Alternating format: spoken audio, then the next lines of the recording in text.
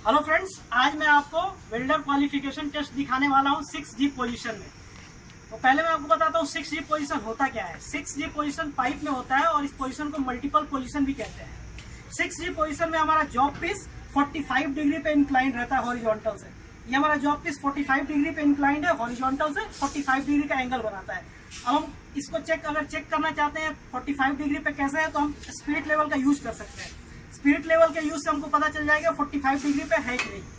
ये देखिए, जैसा ये बबल आ रहा है यहाँ पे, बिल्कुल बीचों बीच बबल आ रहा है, मतलब ये टेस्ट पीस हमारा 45 डिग्री पे है। अब हम जो वेल्डिंग टेक्निक यूज करेंगे वो है टिक। इस वेल्डर क्वालिफिकेशन के लिए हम लोग टिक टेक्निक का यूज करेंगे। तो टिक टेक्निक के लिए हमको जो है होल्डर की जरूरत पड़ती है, वो ये होल्डर है, और एक फिलर वायर की जरूरत पड़ती है। जो फिलर वायर हम यूज कर रहे हैं 70S2 है, और ये हमारा टिक का होल्डर है। इसके अंदर ये हमारा टिक, ये इलेक्ट्रोड है, टंजस्टन इलेक्ट्रोड।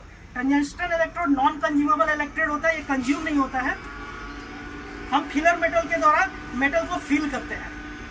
दूसरा, इस पाइप का डायमेंशन मैं आपको बताता हूँ। ये 2 इंच का पाइप है हमारा, 2 इंच का पाइप है, 150 इधर लेंथ है, 150 इधर लेंथ है। तो अब मैं अपने वेल्डर को बोलूंगा। एक और चीज है शील्डिंग गैस। इसके अंदर हम एक शील्डिंग गैस का भी यूज करते हैं।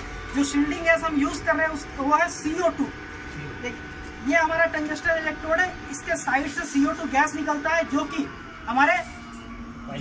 कि हमारे वेल्डिंग को शील्ड करता है, प्रोटेक्ट करता है आउटसाइड कंटेमिनेशन से। CO2 गैस के लिए ये होज पाइप यूज करते हैं हम। CO2 गैस के लिए हम ये होज पाइप कनेक्ट करते हैं, ठीक है। ये होज पाइप से हमें CO2 गैस मिलता है। मैं आपको इनर्ट गैस दिखा देता हूँ एक बार। गैस CO2 इनर्ट गैस, जो कि हमारे मोल्टन मेटल को प्रोटेक्ट करेगा। तो अब मैं अपने वेल्डर से बोलूंगा वेल्डिंग शुरू करने के लिए। बंद।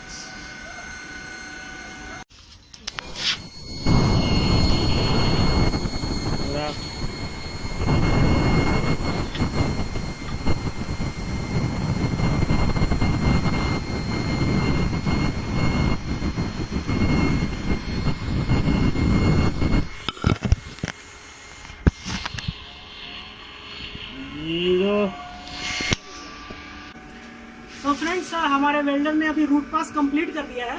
मैं आपको रूट पास दिखाता हूँ। ये देखिए, जैसा कि आप देख सकते हैं, वेल्ड बीट काफी इवन और काफी बढ़िया बनाया है रूट पास में।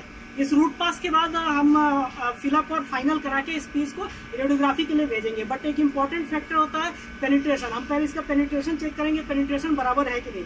तो मैं भी आपको कैमरा में दिखाई ना दे, जहाँ तक मैं देख पा रहा हूँ ये पेनिट्रेशन काफी इवन और काफी बराबर है।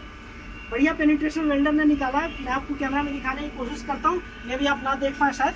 सो ये पेनिट्रेशन काफी इवन है और बढ़िया है, और वेल्ड बीट भी काफी बढ़िया है। यहाँ पे कोई पोरोसिटी और पिनहोल के कुछ ट्रेसेस नहीं दिखाई दे रहे। तो अब हम अपने वेल्डर को फिलअप और फाइनल के लिए अलाउ करेंगे, और एक बार ये फिलअप और फाइनल कंप्लीट हो जाएगा तो इस पीस को रेडियोग्राफी टेस्ट के लिए भेजेंगे, और रेडियोग्राफी टेस्ट क्लियर होते ही हम इस वेल्डर को जॉब पे वेल्डिंग करने के लिए अप्रूव कर देंगे। So thank you.